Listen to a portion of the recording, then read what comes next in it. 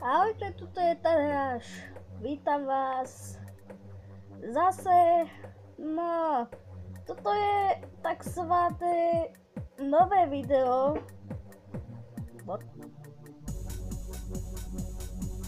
Nové video o jednej speciálnej veci.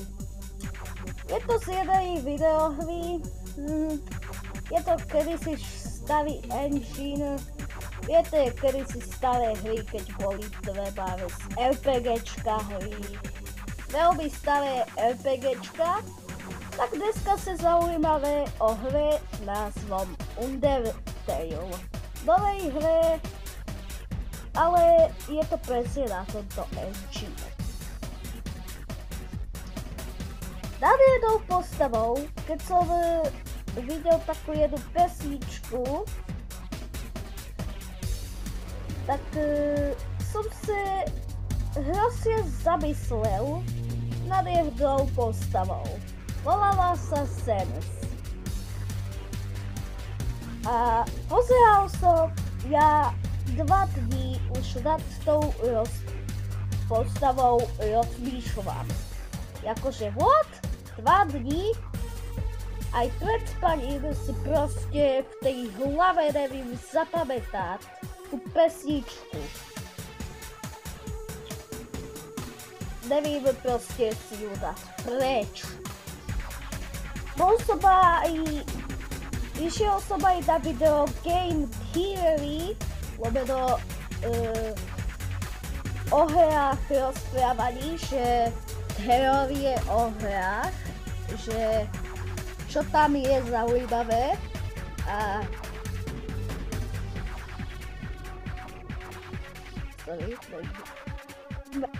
tak, som späť. No, a o tých teóriách, o tej hre.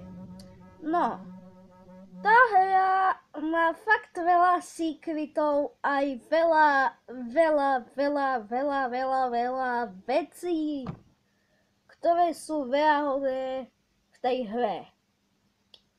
A tá postava Sans vie, že je vo videohre. A no,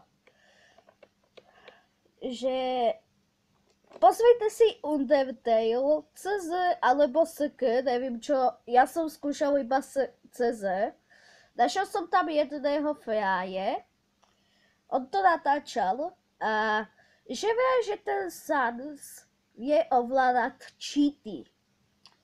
Čo je docela normálne mne išlo explodovať hlavu, keď som to poprvýkrát počul. A keď ste zabili jeho brata a máte level 19, čo by ste nemali mať, lebo maximálny level je 20 a 20. Keď ste 20, tak vás všetci budú nenávidieť a ty dostaneš zlý ending a hrozne zle to dopadne. Keď máš level 19 a zabil si Papyruse, lomeno Papyruse, ja ho tak menujú, tak ten, lebo to sú dvaja takí kostolci a ten Sans je jeho bratr a chce sa ti pomstiť na konci, čo je pred koncom hned a čo je docela taký ťažký boss fight. Není to až taký ťažký, lebo nemá to viete na koho? Na takú jednu kitku Floppy. A to, keď som videl ten let's play a ten battle, to bola photoshopová zrúda. Viete prečo? Lebo ona tak hrozne retardovane vyzerá, keď proti nej bojujete. A je ešte aj hororová, čo je docela zlé. A dokáže vám aj crashnúť hru. A no. Spadky ku Sansovi. Ten Sans. Ja Proste furt ho nechápem. Furt a furt a furt a furt a furt a furt a furt server. No, proste ho nevím pochopiť. Jakože tá postava sa mi troška nejako, jakože... Proste, ja proste nevím od tej postavy odísť. A proste sa treba si stafene v Wild Theory. Upsi, ja som vám teraz vyspojloval, čo bude na budúce. Five Nights at Freddy's Wild, lomeno... Pozor, epileptico. Lebo sú tam samé svetlá a také ostatné veci. A viete čo?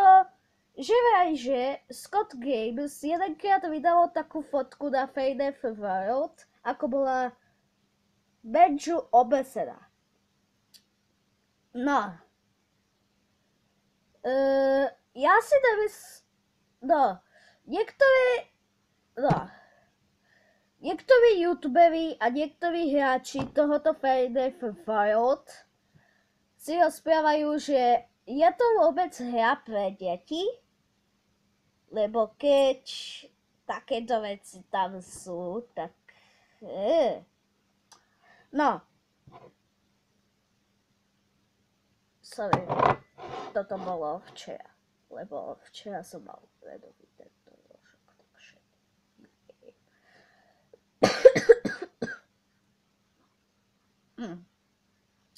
Doktorka, prosím ťa, keď si toto videla, tak prepáč, len mňa toto tak ako tlačilo, lebo som potreboval, takže... OK. No. Tak. No, asi už pre dnešok to bude všetko, lebo fakt ďalej už nič nevím, ale pozrite si Undertale.cz a od Fraje 38 dajte si 8 diel, kedy bude a ešte Sadness Boss Fight. Takže pozrite si to, ale ten 8 diel a plus ešte ten fight s kitkou, ešte tam je jeden taký král, neviem jak sa už volá, ale myslím, že ja ho budu menovať, hneď mne napadlo král Titanius, Ježiš, Titanius, choď ode mňa preč, Titanius cast. Najhorší cast na svete.